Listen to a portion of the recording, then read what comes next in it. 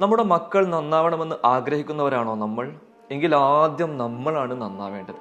നമ്മുടെ മക്കളിൽ എന്തൊക്കെ നന്മകൾ ഉണ്ടാവണമെന്ന് നാം ആഗ്രഹിക്കുന്നുണ്ടോ, ആ നന്മകളെല്ലാം നമ്മളിൽ ആദ്യം ഉണ്ടാക്കാൻ ശ്രമിക്കുക.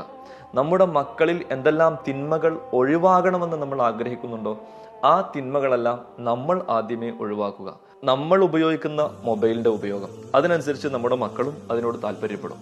അതുപോലെ പല പല കാര്യങ്ങളും മക്കൾ കാര്യമായി ഒബ്സർവ് ചെയ്തിട്ടാണ് അവരുടെ ജീവിത രീതി അവർ പഠിച്ചുകൊണ്ടിരിക്കുന്നത്.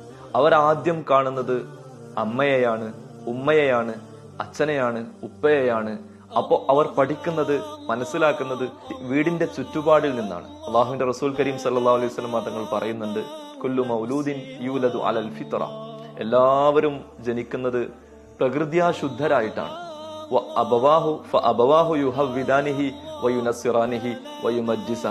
പിന്നെ മാതാപിതാക്കളാണ്